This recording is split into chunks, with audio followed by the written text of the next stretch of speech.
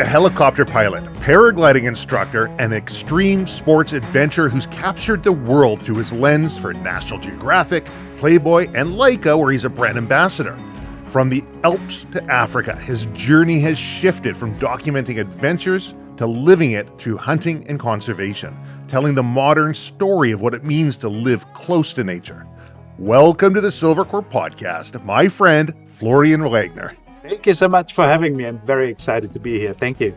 Well, I'm excited to have you here. The last time you and I hung out, we were in Nuremberg, and you were regaling me with stories of adventure and daring, and I just thought, if we can just distill just a fraction of what we were talking about before for the Silvercore podcast audience, this is going to be a successful episode. So I'm really stoked to get into this one. Same here. I'm kind of curious. You've lived a pretty adventurous life, and I kind of want to know the origin story of all of that, because you've chosen a very intentional path of doing things that most people just read about in magazines. How did this all start? I started. I went to boarding school. Maybe that is the reason why I lived this life, and it felt like prison. And so when I came out, the first thing I did, I self-taught myself paragliding, and it was at the very beginning. So, yeah, because there were no schools. That we were only a handful of ski instructors trying to jump off the hill and see what happens. And so, and then people started asking me, how is it? Because I was so fascinated. You could see it in my eyes. I looked up the sky all the time, and anything I wanted to do was fly. So, and my father used to have a little wood carving store. So some clients left the camera, and he kept it for a year, but they never came back. So he didn't know what to do with it. So he gave it to me, and I started taking photos out of the paraglider because I couldn't explain in words how fascinating it was.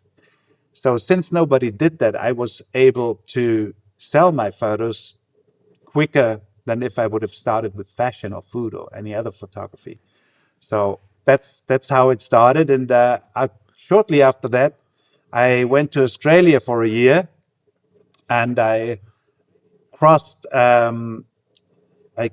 Australia on motorcycle. I worked as a checkaroo, which is a Australian cowboy, and I worked as a paragliding instructor, and I did a apprenticeship with a fashion photographer. So after that, I went home and sold all these stories, and this was what actually started my career.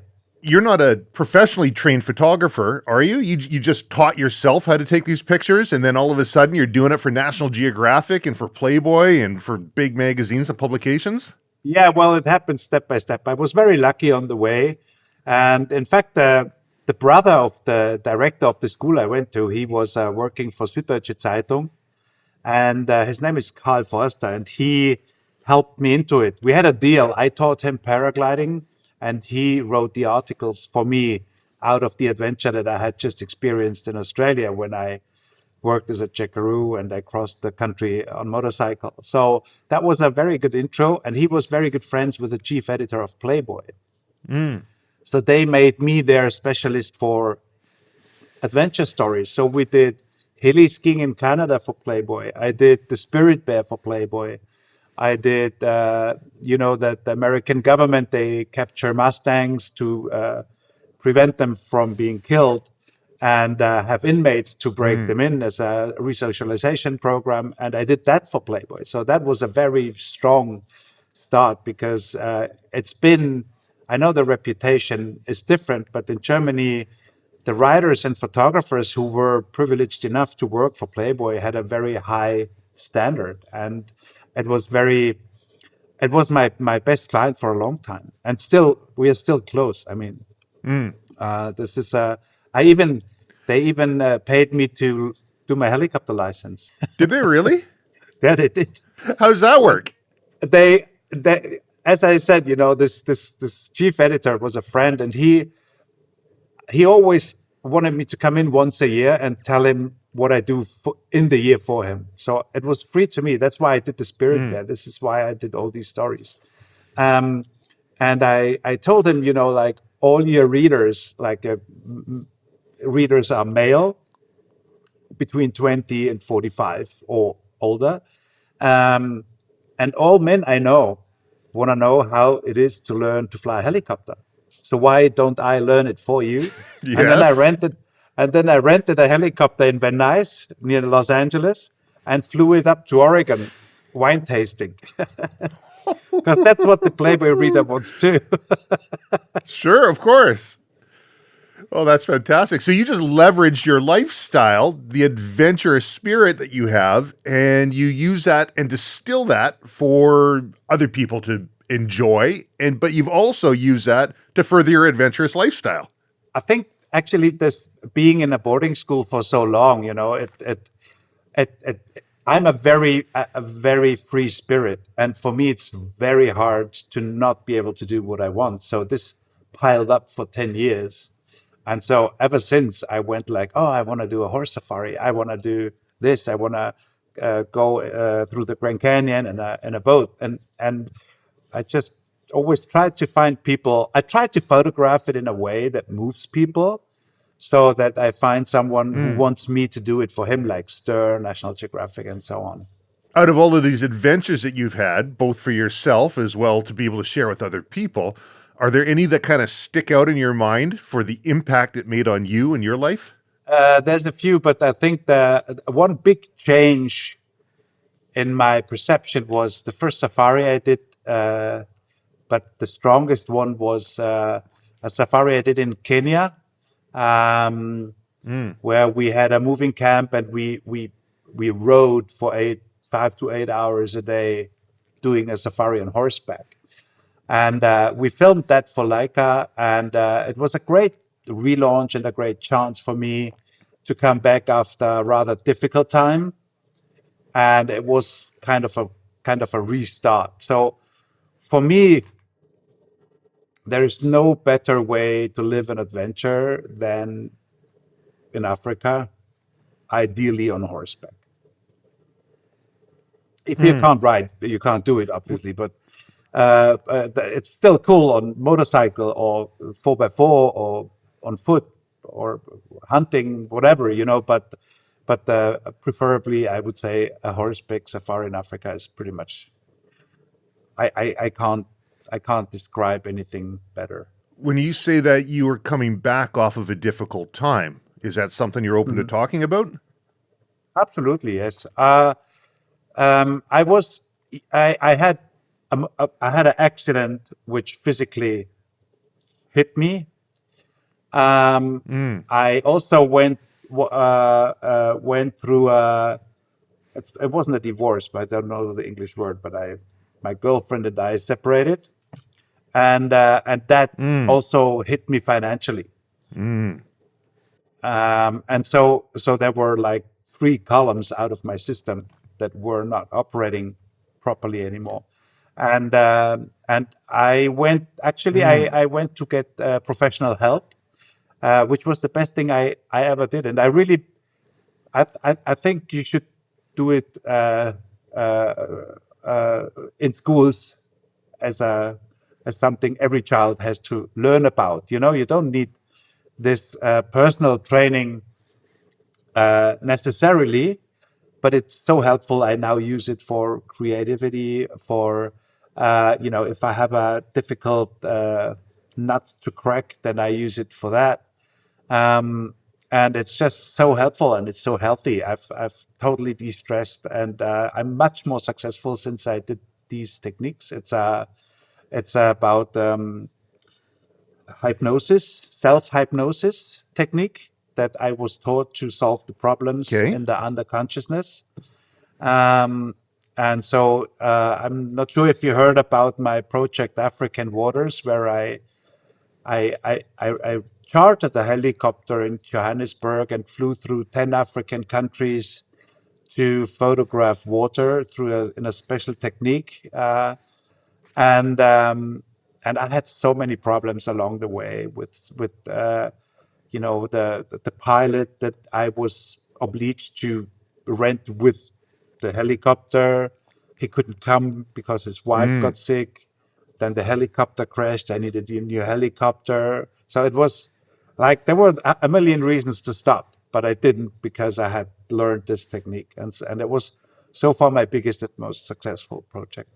I'm curious about this self-hypnosis technique. Does it go by a certain name, or is there a process that you follow that you found useful? Because it's something that I think myself and the listeners would probably benefit from as well too. It's called, in German, it's Autosuggestion. So I would say it's auto-suggestion technique. And it is something, when you get taught, you have someone taking you in your underconscious mind setting. You can compare it with when you go to sleep. You have this short period where you go like, I must go to the bank tomorrow. Oh, I forgot this. Oh, where you let loose of everything else, and then suddenly you clean up your system. And that's basically where you guide yourself into through breathing and through colors and through techniques. It's amazing how much it does for you. And that's a process that you use in order to be able to be more present, is it? Yeah, well, I use it in very stressful situations. I use it before important meetings. I use it for creativity. If I try to figure out a way where I can defer myself from the millions of photographers out there, and for all kinds of things. It's just to relax. If I'm really tired, I do it for 20 minutes, and it feels like you had slept for 3 hours. I just got back from a successful elk hunt. I was out hunting with a mutual friend of ours, with Brad Clock, and aside from Brad being a very talented elk caller, he was able to call in a beautiful elk within about 45 meters or so, and stuck around for a while, and we decided, that's the one we want to take. Took it. But in between all of that, we're chatting, and I said, I got this conversation with Florian coming up, and he says, if you're chatting with Florian, you should talk to him about his motorcycle trip across Australian outback where he broke his ribs. Yeah, that was a tough one. That you have to say that Brad knows a lot about me because he helped me one day. I did PR for Mike Wigley for a long time. Mike Wigley heli ski in the Caribou Mountains. Yeah. And Brad helped me to get my team, looked after in Vancouver. He arranged a bed for us in the waterfront hotel, and he took us out for dinner, and it was great. So he knows a little bit. And out of all the adventures, I try to do proper risk management. As a hunter, you know how important that is. And at that time, I was testing camera bags for low pro. And I helped develop a vest where you don't have a camera bag, but you carry everything on your body. And we went through it was called the Canning Stock Route, which is a really tough, rough terrain, bull dust, very hard to ride. And my motorcycle got stuck at about 80 Ks, and I was stopped immediately, and I flew, and this bike stayed. But I had the only lens I ever owned with a metal frame hit. I think it broke 4 ribs, and it tore the spleen, and that is very dangerous. So we had to go back. We couldn't call a helicopter because it was too far for the helicopter to go. So we had to drive to the next village for 8 hours with 4 broken ribs in really hard terrain. It was not a nice experience at all whatsoever. And I was very lucky to survive it. No kidding. Well, there was one thing that kind of caught my eye. In your CV that you have, kind of hidden in there, you make a statement and you say, at one point, I realized I present myself as an adventure photographer. But what happens when the supermarket closes? Can I feed myself? What's that all about? When I had this difficult time, a very close friend, and he was the painter for Playboy magazine. So they had illustrations, and when I had the hard time, I took out all the stories that I had made until then, and tried to figure out what am I good at, where did I make good money, where was it good for the reputation, and where did I have fun. And I figured out everything was more successful if it was helicopters, mountains, or horses. I come from a mountain background. We used to have our own ski lift, my family. So I started skiing at 2. I then flew paraglider. And so my first career was all about extreme sports. And somehow people made me the adventurer, like because I always did these stories.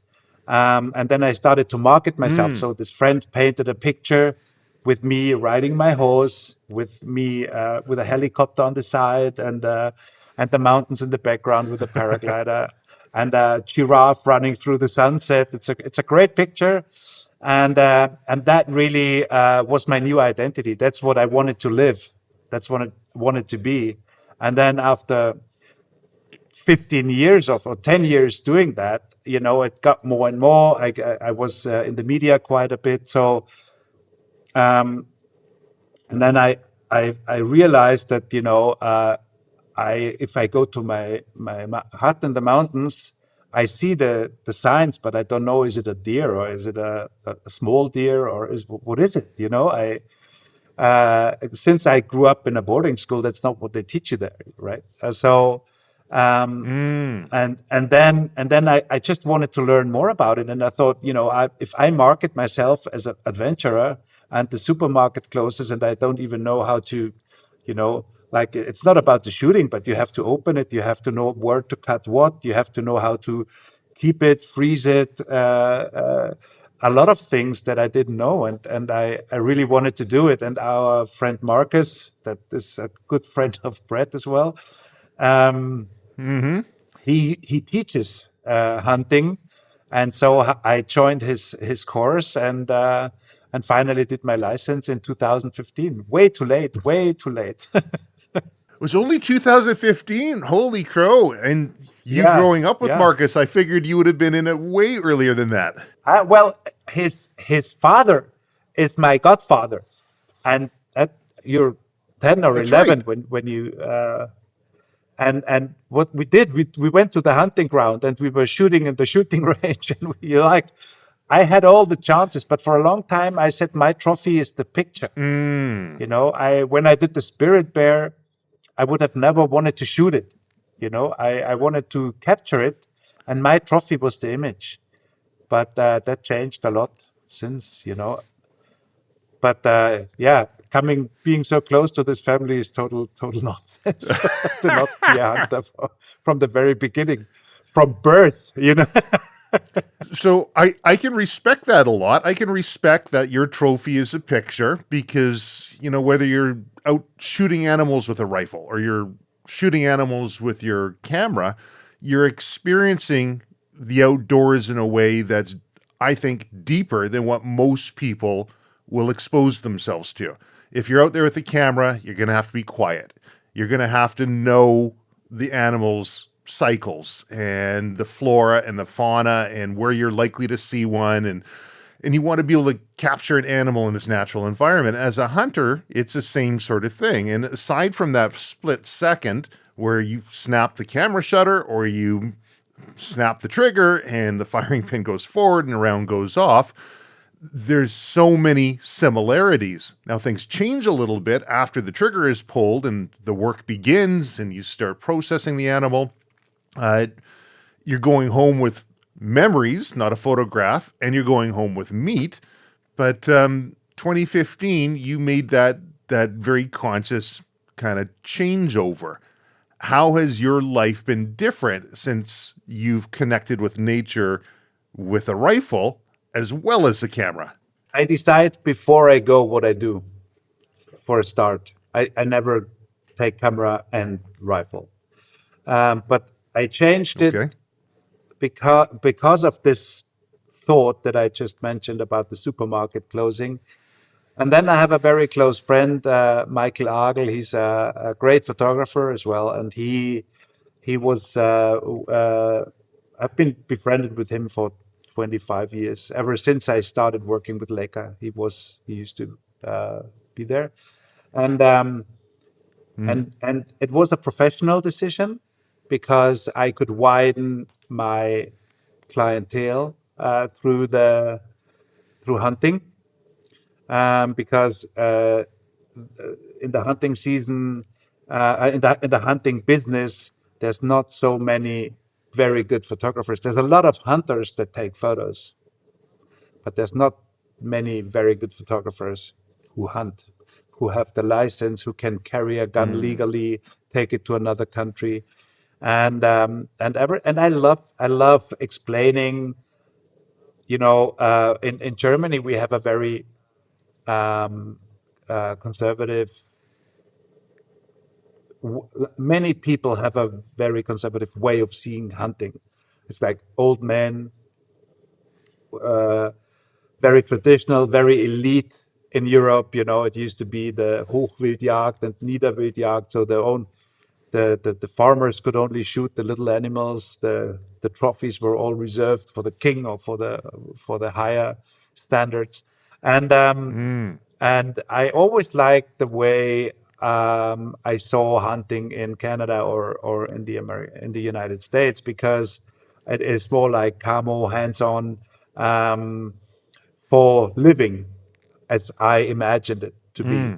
And I now try to, like, when I started taking photos of hunting, like all the non-hunting magazines would be very reserved about bringing a hunting story.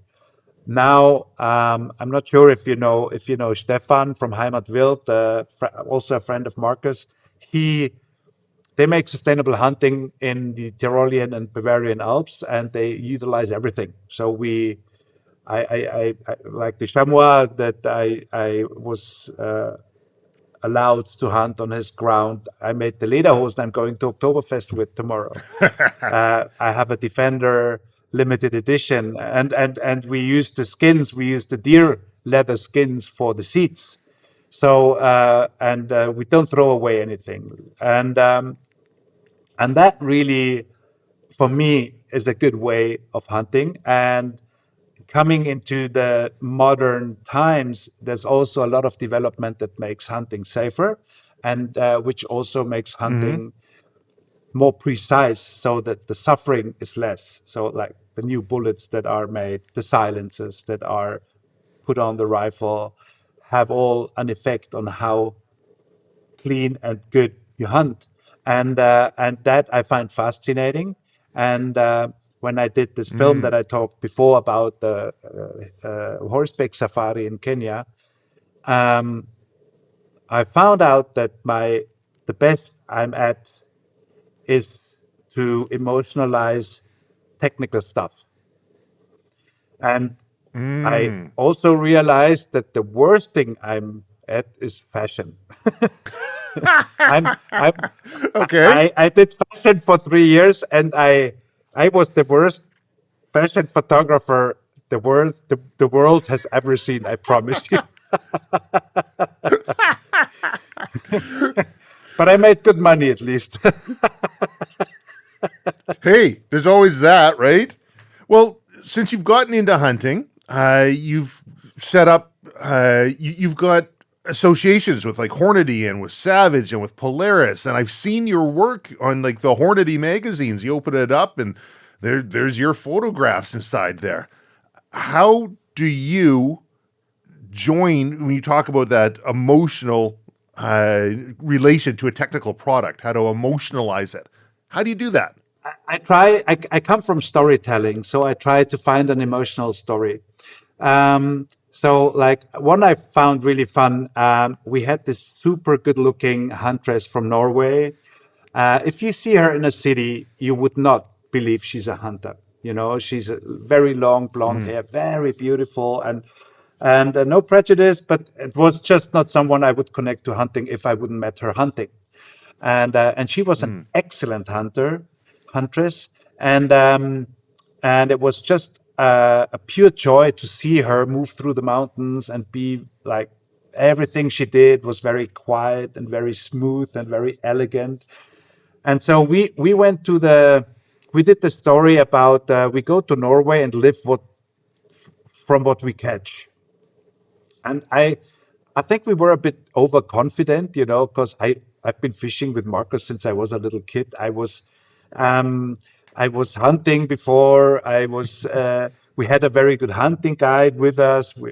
My girlfriend, she's Regina. She knows a lot about berries and mushrooms that you can find. And we didn't get anything. And the article ended with the sentence: "We find ourselves in our natural habitat, the supermarket," because we didn't make it. We just didn't make it. Fair enough. Fair enough. And so this is an emotional way, like also failing. We didn't hide it. We didn't pretend. Oh yeah, we made it. No, we didn't make it. So let's talk about it. And it was great. It was a great week. We had great fun, but we had no success. We caught one little fish after 3 days for 5 people. That's not sufficient if you want to work and go hunting in the mountains. And the weather was really bad, and so yeah. So no excuses. We just failed. So I try to find stories, which I think is a great story that I'm about to do now for Polaris and Hornady, is that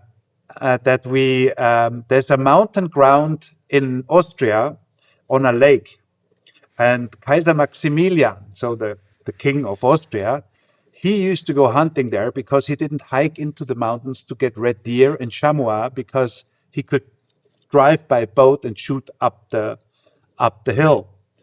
So in order to have fun with his hunting guests, with musicians, and so he built a house. And there were also ladies brought in from Innsbruck. So it was a house of joy, good food, fun, party, and it was the first touristic house in Austria. And now Austria, not in Austria, in Tyrol, but Tyrol now makes 34% of the all over income is tourism, and the first house was a hunting hut. Huh. So this is the story I'm gonna tell. It's on Lake. It's Aachensee is the name. It's one of the most beautiful places I know in Austria, and it's great. You can go skiing there, paragliding, whatever. And also hunting. And I went there last year, and it was one of the most beautiful hunting experiences I ever had. We started in the snow and then in the fog, and then we found the chamois, and after the hunt, the sun broke through and the lake came out in the morning rise. It was just unbelievable. I send you the photos later. Yes, yeah, that sounds interesting.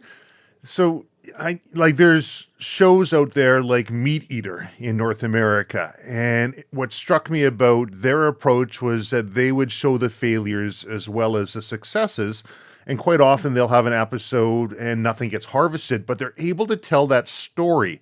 And I think, from an outsider, I was having this conversation with somebody who works in hunting media, and I said, I think that's the ticket. I think that's a solution to broadening the audience of people who might be interested in learning more about the outdoors, learning more about hunting and self-sufficiency, is to show that struggle and to show the human story of it. And the fellow said, yeah, I agree with you.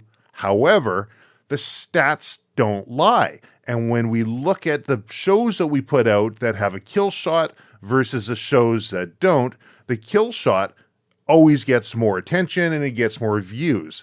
Now, maybe that was the demographic that this person was dealing with, that they're seeing on, but I don't know. What are your thoughts on that? Are we moving away from the traditional hunting grip and grin kill shot type story to something that's maybe a little bit more robust, or are we just looking at completely different markets?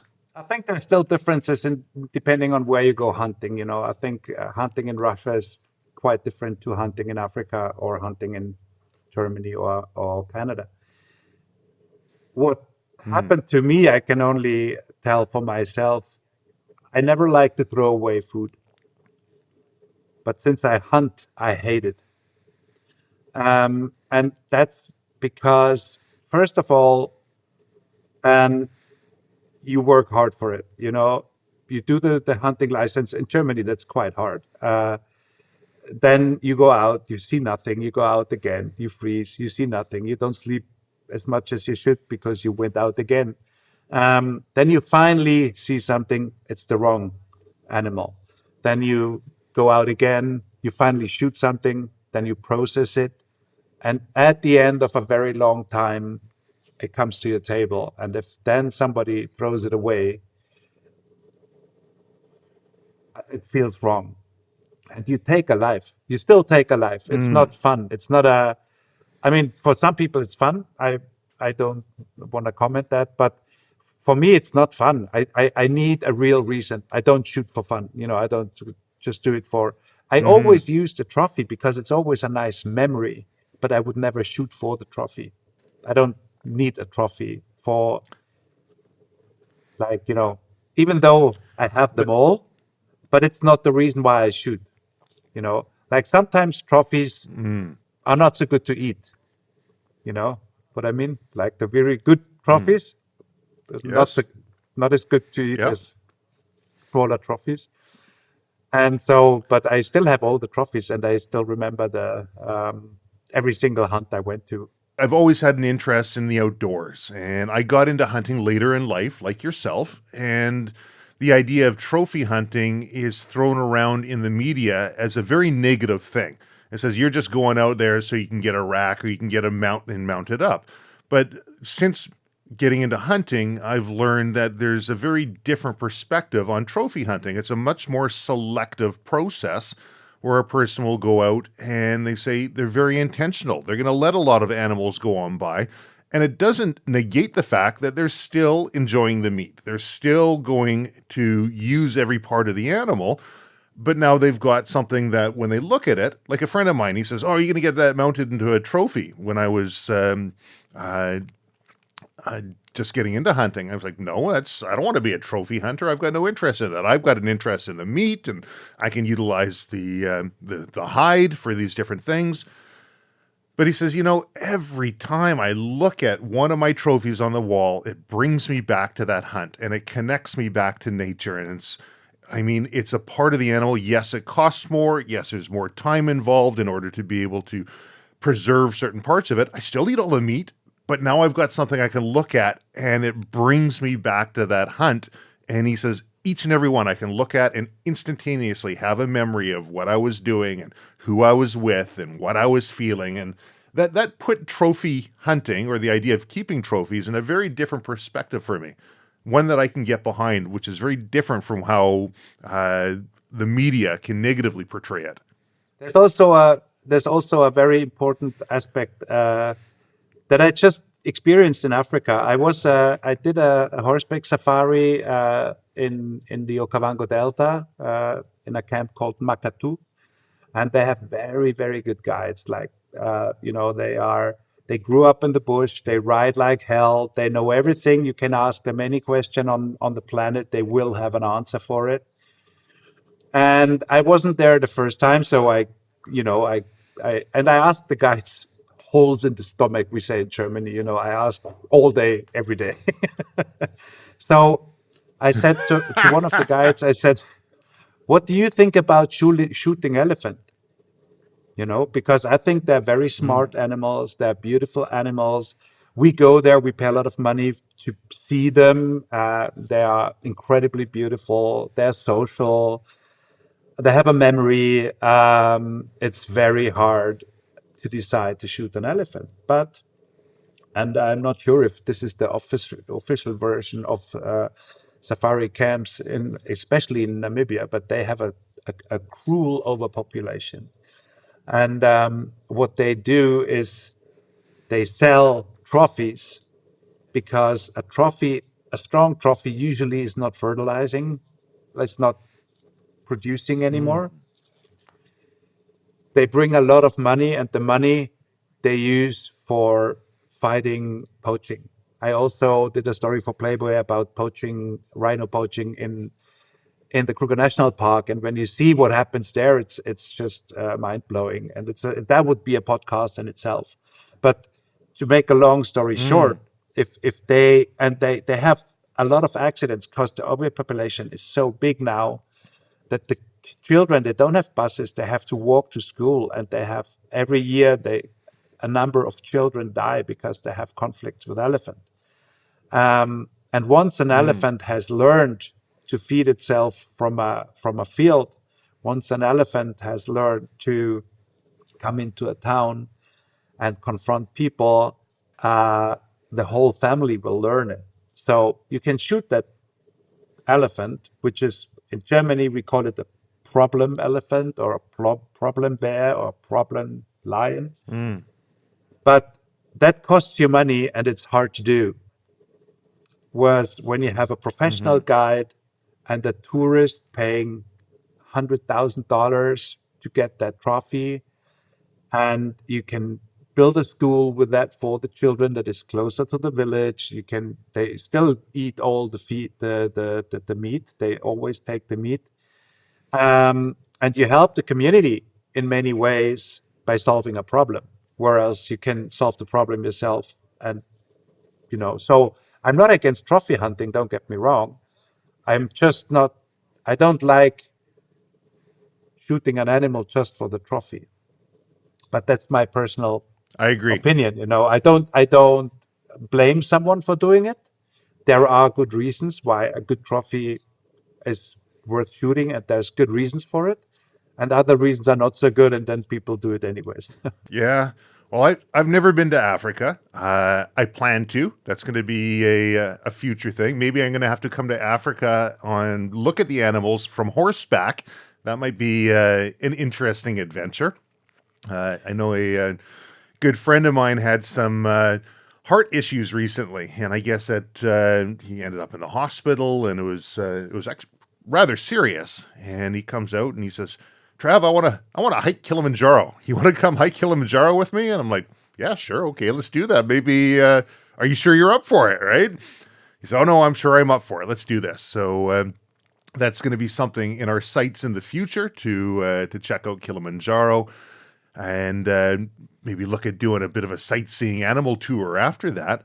But the idea of the African trophy hunting really kind of put things on its head for a lot of people, because on its surface, it sounds terrible. You bring people in, they're hunting for a trophy, and they're leaving. But when you look at the alternatives, so the animals will die from starvation, they'll die from poaching, they'll die from...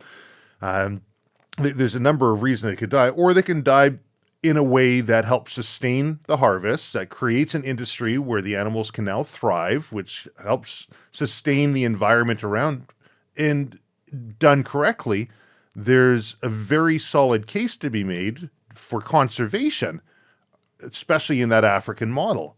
I remember looking, I was having sushi with a friend of mine, and he's Zimbo background, an ex-British officer in the military there, and he gets a text message. His family ran a large security company, and makes a bit of a face and puts the phone down. And I was like, of course, very attuned, picking up on these little facial expressions. I'm like, okay, what was that?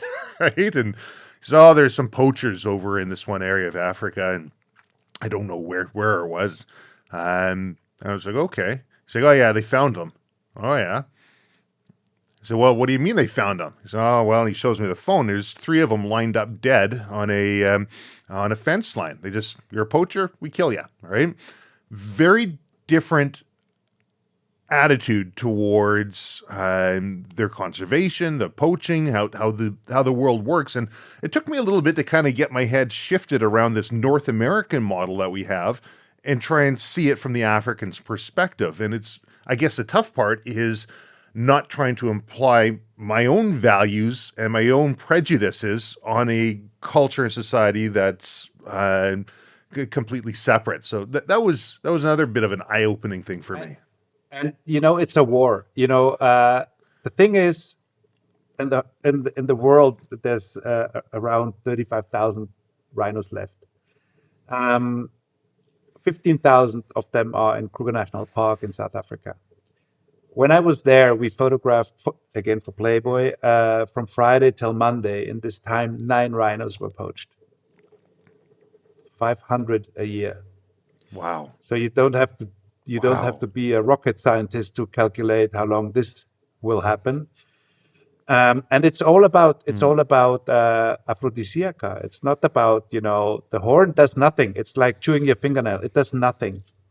But I think it was in 1987. In 1987, the president of Vietnam told in television that his cancer was cured from rhino horn tea. The year after, the numbers of the killings in Kruger National Park went from 130 to 1,300. They had 10 times more poachers. Holy crap. So, and that's also about money, because rhino horn is more expensive than cocaine or gold in the Asian market. 99% goes to Asia, because no European would ever spend a cent on a fingernail. Sure. That's what it is, you can have it cheaper. Yeah. But if they have no rhinos in the park, they have no visitors in the park. So they fight them with dogs, with machine guns, like with the semi-automatic rifles, camouflage, helicopters, you name it. They don't joke around. I wouldn't. I saw the guys who hunt the poachers. I wouldn't survive them. Even if you give me 2 days to hide, 20 minutes, I'm done. They're incredible. Yeah, they're a different breed, aren't they? Yeah, well, they grew up in the bush, they know exactly, they can read in your footstep, are you hurt? Are you tired? Do you have a sore leg? Do you wear a backpack? Do you drag someone with you? They see everything. It's very impressive.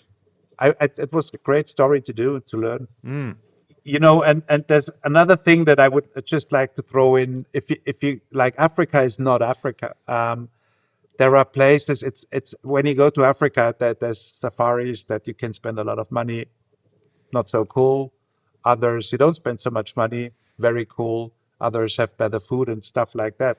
So make sure before you go, we have a chat, because especially around Tanzania, the tourism is pretty hot, and they just sent some horrible images from caravans of 4x4s that go to the Mara River, where the wildebeest cross. The crocs wait for them, and they had like a chain of, I don't know, 100 4x4s just with cameras.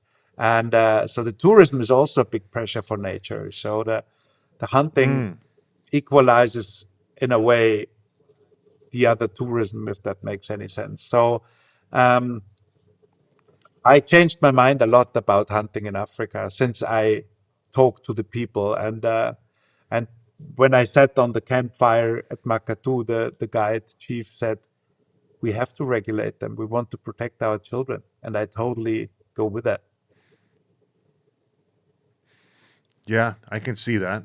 Well, tell me more about this horseback touring that you do. I mean, the idea of horseback through Africa, looking at the different animals, some of which can be quite dangerous, seems perhaps counterintuitive, but maybe not so, because, I've read a stat that out of all the bear attacks that have ever happened within North America, no one has ever been attacked by a bear while on horseback. So I'm wondering if that same sort of process carries over to some of the creatures in Africa. Yeah, absolutely. I mean, a horse, a zebra, is a prey for a lion. The humans are potentially dangerous. a horse also is potentially dangerous. Like even if they attack a zebra, they get bad bruises from the kicks. So from the point of a lion, same as in a jeep, like you see often these pictures when the tourists sit in the jeep and the lion walks by. You are not typical prey generally.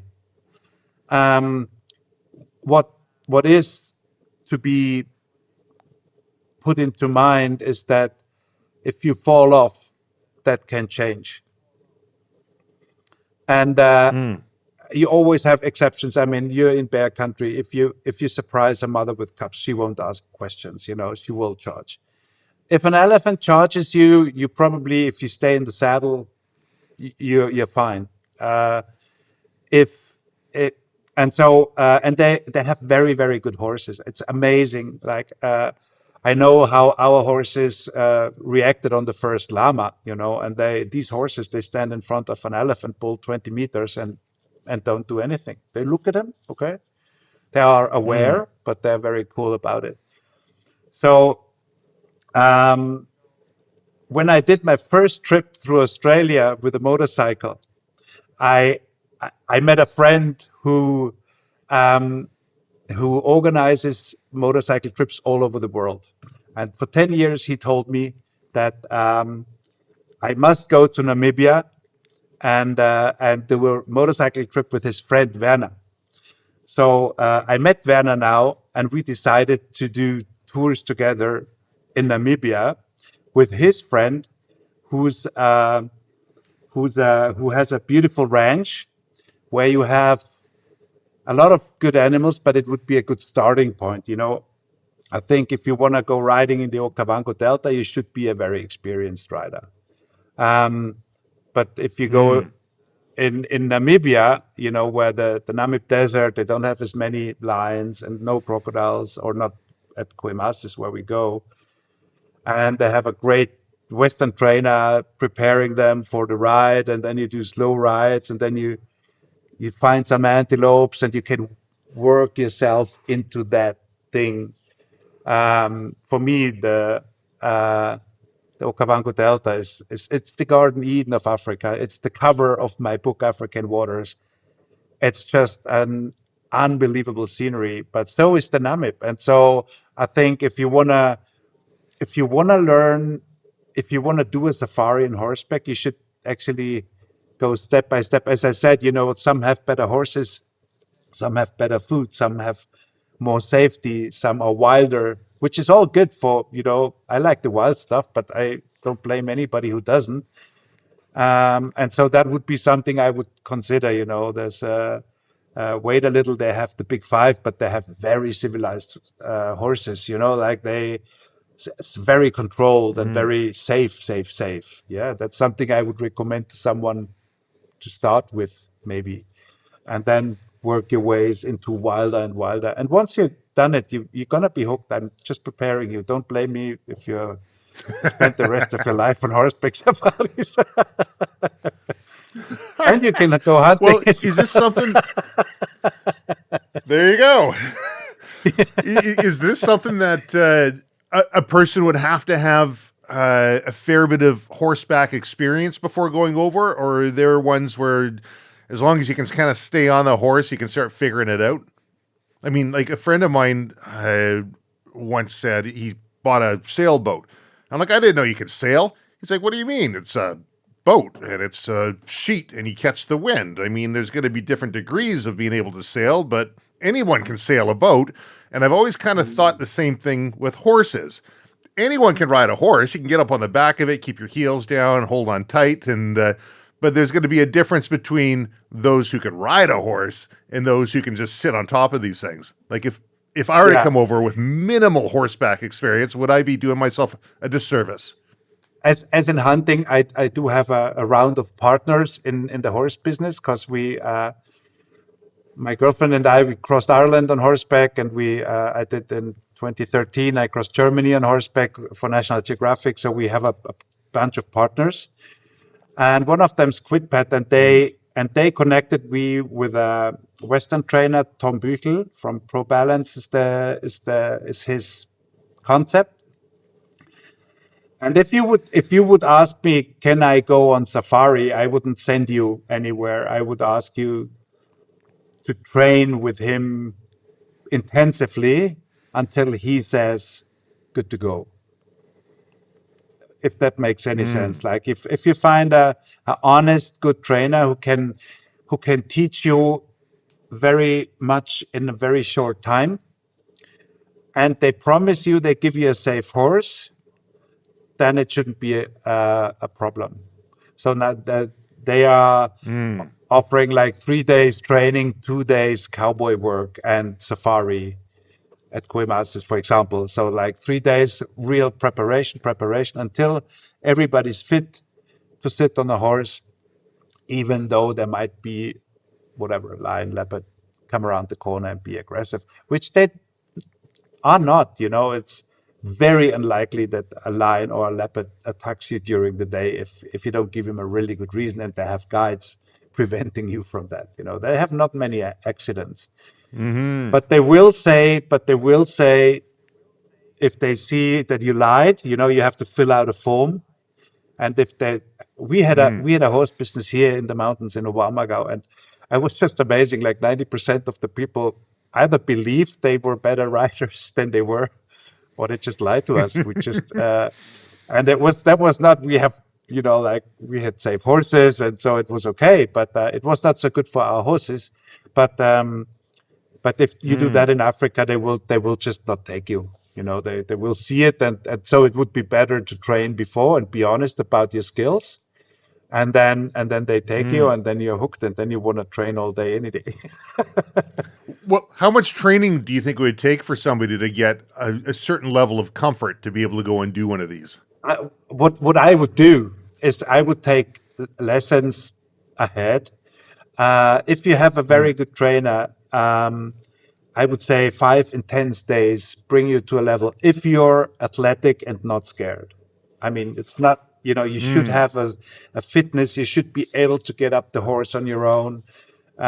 You should be like able to roll off if you fall off and not just fall there. We had one incident of a guest, and we have one very peaceful horse, and she was just walking, and she was not so balanced, and she was holding on the saddle, and she flipped the saddle and hang on the belly of the horse, still holding on to the saddle. Oh, not man. not so good for safari, maybe. No, those aren't the pictures you want. Nope. Oh, man. So, do you have any dream projects that you're working towards? When I started African waters, I'm still keen to do worldwide waters. African waters was super successful in the media. I never had a story published close to that. Every big magazine, newspaper, TV show, everything. And then COVID hit. And then I started to build it up. And so I did European waters. I was preparing, and I'm still hoping for American waters or Canadian waters. Both are equally interesting. And at the moment, I would actually prefer Canadian waters. What's the goal of the Waters Project? I know you started with African Waters. What was the goal there, and has it expanded? The idea is I fly with a helicopter. I need that for the photos. So when I find the spot, a glacier, a lake, a river, we stop the helicopter and we rotate it for a 360-degree photo, which I take with a Leica S, which is a medium format camera, big sensor. So, and that I stitch. And so that way you get pictures that are different to all the 2 billion photos that get uploaded every day in the internet. And so once I have the attention through this picture, I go to the ground and I ask the people, I ask the park ranger, the farmer, the scientist, I've been a member of the Explorers Club since last year in New York. So they have a incredible network of scientists. Um, and they're all very, it's like it's being in a family. Once you're a member, they're always helpful with information, with contacts, with licenses, whatever. And so what I go to these scientists, whatever, and tell their story about the water. It's incredibly exciting. So, for example, Lake Tanganyika has 17% of the world's sweetwater reserves. 17%. Mm. And due to overfishing, it is about to tilt. Um, I could Mm. tell you 20 stories now. Aletsch Glacier in Switzerland has been one of the largest glaciers in Europe, will be gone by the end of the century, with consequences that are not to be, calculated yet, but they're gonna be horrific. So every country I know, every village I know,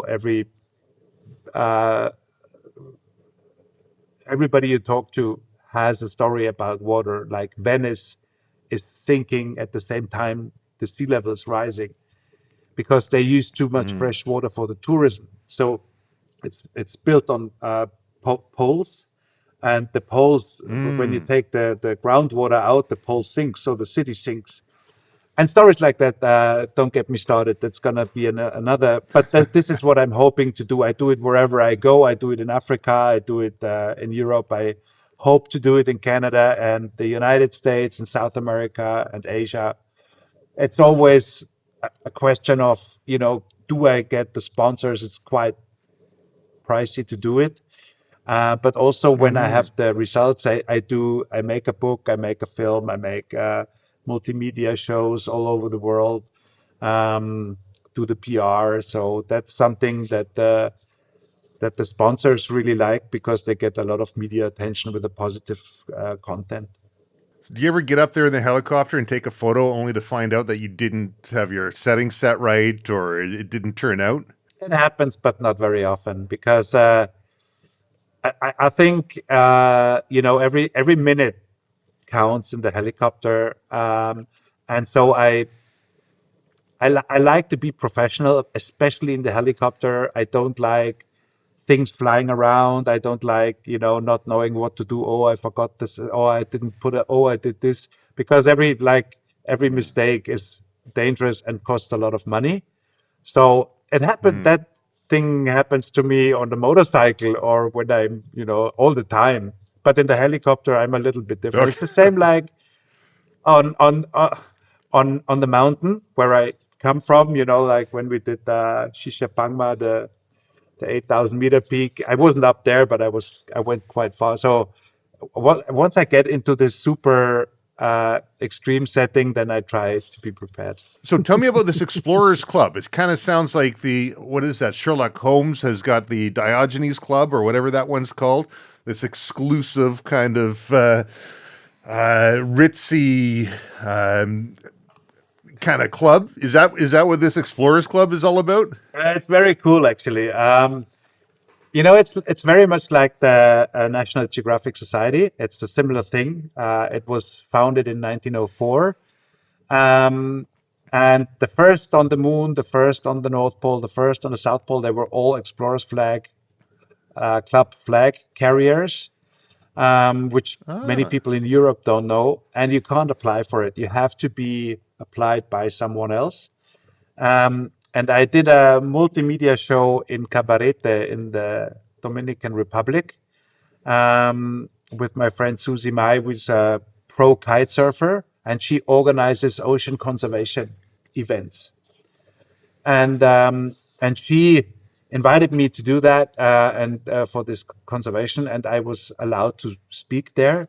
And I did my multimedia show, and then one Explorers Club member suggested me to become, and then you need a second sponsor. They call it sponsor when the guy who invite the person who invites you. And Mm-hmm. so, and then I was accepted, and now I'm a fellow member. I'm very proud, and I'm very happy. And it's very cool because it's in New York City, and you walk in and you can see it. You see the glove from the first guy on the moon. You see an ice bear that Shackleton brought home, and the boat the sled he Holy used. crow. It's so cool, and it's you can go there. It's free. You can walk in and walk through there. It's amazingly beautiful. When I was 19, I was traveling through Europe, and it's when I first realized that I don't belong in the big cities. I thought I didn't have a problem with it, but touring around, checking out city after city, and I just got this feeling of unease and being completely overwhelmed. And I ended up sneaking off into the Austrian Alps and spending a week out under a tarp, just decompressing. And I'm like, why am I doing this? Like, what's going on? I was learning a bit about what makes me tick and what doesn't. The idea of going to this Explorers Club sounds amazing. The one place, well, not the one place, but one of the few places in the world that I've always had in the back of my head that I'd probably just not like, based on the population size and the busyness and the noise and all the rest, is New York. But maybe I'm going to have to adjust that a little bit, or bite my lip just so I can go over there and check this place out. I'm very much with you. And I, my ex-girlfriend studied in New York, and I never could stay longer than 4 days. It was like pain, like Yeah. I think it's a very cool city, but it's just for same as with I have a husky, and if she's in the city, it's just too much information. It's just she can't handle it. She's going crazy, and same as me. I used to work. I used to work in the city just because you need the contacts as a photographer to all the uh, editorial connections and everything. But then I moved back out into the country where I come from in Novamagao, and now I don't understand how I could manage to be in the city. At an early age, I was diagnosed with severe ADHD. Maybe I got it, maybe I don't. Maybe I was a product of my environment. I'm not sure. They put me on the highest dosage of Ritalin for the province on an experimental run between grades 3 and grade 7. I took myself off cold turkey before going into high school.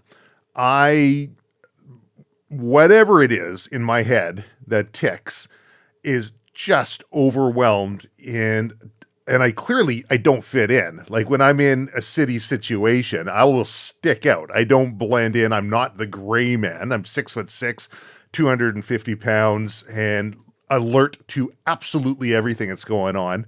It's like Vegas. I got to go to SHOT Show for the shooting, hunting, outdoor trade show, and I don't look forward to it. All the lights, all the people, all the stuff that's kind of going on. And I've wondered if that's due to sort of the ADHD diagnosis, or the sort of mindset I'm at. And when I look at you, although you employ mindfulness techniques, you employ hypnosis, you ground yourself in nature, but you're drawn to a lot of the similar things that I'm drawn to, extreme outdoor type things. And I'm drawn to that because it makes me really present. If you're in the helicopter, you're present. You got to make sure you're professional, you're dialed in, and every little movement you make, every piece of kit that you have is squared away, and you're right there in the moment. If I'm on a rock face and I'm climbing, I'm thinking about my next handhold, my next foothold, where I'm putting protection in. I'm very present. Same with rafting or paragliding. I'm wondering, have you ever been diagnosed, or do you think you come from a background mentally of neurodivergency? Um, I, Maybe I was very active as well, but I see it differently. Growing up in the mountains, you sharpen your senses. And especially when you like dangerous things, you always go like, I always check the wind. Always. Sometimes it's annoying for me myself, but I never, like, even when I ride, I check the wind for the horse. I check the wind for where would I fly now? How would I land now? Where would be so I think if you want to be a good pilot, if you want to be a good hunter, if you want to survive in extreme alpinism, you have to see everything. We are limited. Animals are much better than we are. But if you don't school that, if you don't sharpen your senses, you're not going to live very long. And once the senses are sharp, they're sharp. And if you go to a city, it's just too many triggers. Like it's just this noise here and the sound there and the smell here and the animal there and the guy watching you here, and it's just I don't think it's something that I would connect with an illness. I would connect it with a special gift that we are not as um, thumb as many people have become through civilization. Like if I see people moving in nature, I just go like, don't you see this? Don't you hear this? Don't you? Where are you? How's the weather on your planet? Um, and it and to give you an example, a very good friend of mine, he's also a hunter, and he worked in the forest business, and he took as a social program, he took students planting trees because that's good for the nature. That's good for the kids to learn how to plant the trees. So he did it every year.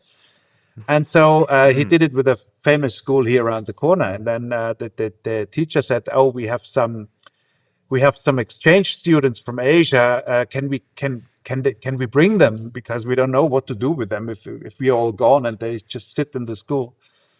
So he brought them, and after 10 minutes, they walked in the forest. And after 10 minutes, my friend turned around and he said, "Where are the kids?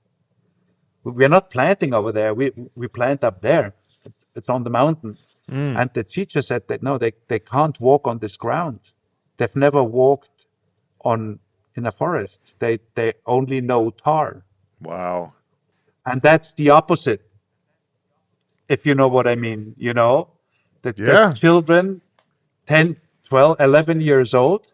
They cannot walk in a forest because they're not used to uneven ground.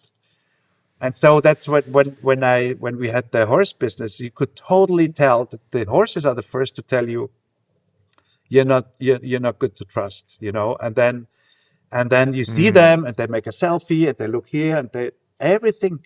It was just incredible to see how disconnected a, a big part of our civilization is with nature.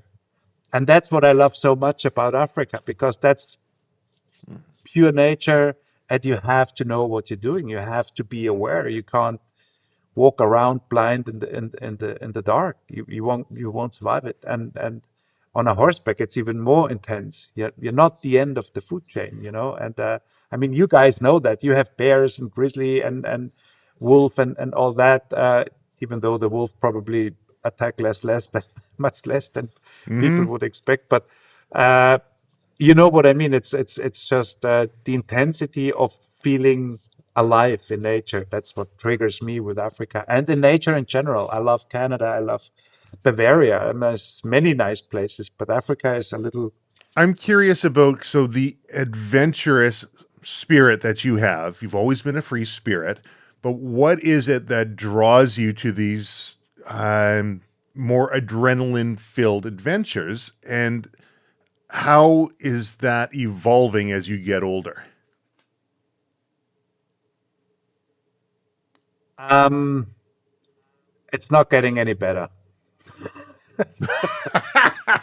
and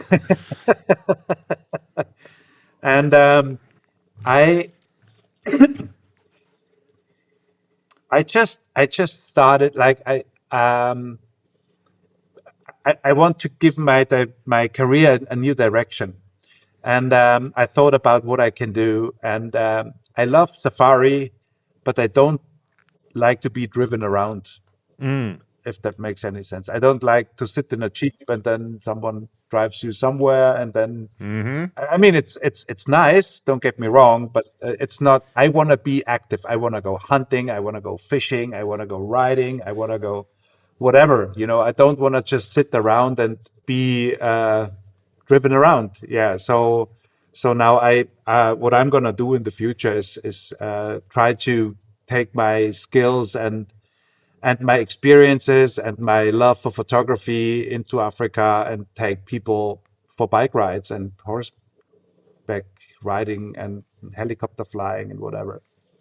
Because you know I love that. the old the old, like what I used to make my living from, like shooting for all those magazines, has become harder, and I'm not sure what artificial intelligence will do to it in the future. Mm. And I want to be prepared. I never want to wait until something is too late to change. I always try to stay in motion. So that's why I did the mountains and then the horses and then the safaris. I don't, once I did it 5 times, I'm okay. Like it's cool, but what else is there? And so that's gonna be my next Mm. step, that I wanna share all these stories and experiences that I was privileged to be able, through my clients, to experience them and learn how to fly helicopter and go on safari and photograph it. I want to give it, pass it on now. Mm. I want to share the fascination I have for Africa in an active way. Is there anything that we haven't talked about that we should be talking about? For me, it's I'm in this process at the moment, that it's almost. I mean, I have these programs and everything that I want to offer, but I'm still not sure, how I wanna. I have a lot of interviews in the future, um, for projects that don't necessarily have to do something with what I do at the moment. Mm. And I was wondering, I was thinking about, how do I want myself to be seen in the future? Where do I want to move? So I say, like, when I meet other photographers, I always hear, oh, this is bad and this is bad. And there's a lot of bad things going on. But for me, I always try to be on the side where I'm active and where I'm the hunter, I'm not hunted. And that, Mm. for me, is important, and it's a philosophy for life. Stay in motion, like if you just sit there and wait till it's over, then it's over soon. And that's and talking to you today really helped me to find more precisely where I want to see myself in the future and what I want to do in the future. And I just did the first client. I made a book for him, just for him, about a heli horse safari we did together in Namibia and in Botswana. I'm gonna send you some pictures we took there, and then maybe you will understand why the combination of heli horse and all this it makes it such a different experience. It's with every safari I come closer to when people ask me, why do you do it, or what do you do there? There's so many aspects of it and so much fascination about it. But helicopters and horses, as my whole life, as 20 years ago when I had the hard time, they always pull me out the dirt. Florian, I absolutely love that. I'm gonna put links in the description so people can see the work you've done, so they can follow you and see what you're working on next. And I'm really looking forward to seeing the photographs that you send on over. Thank you so much for being on the Silvercore podcast. Thank you so much for having me. It was a great pleasure. And see you in Nuremberg or in Canada.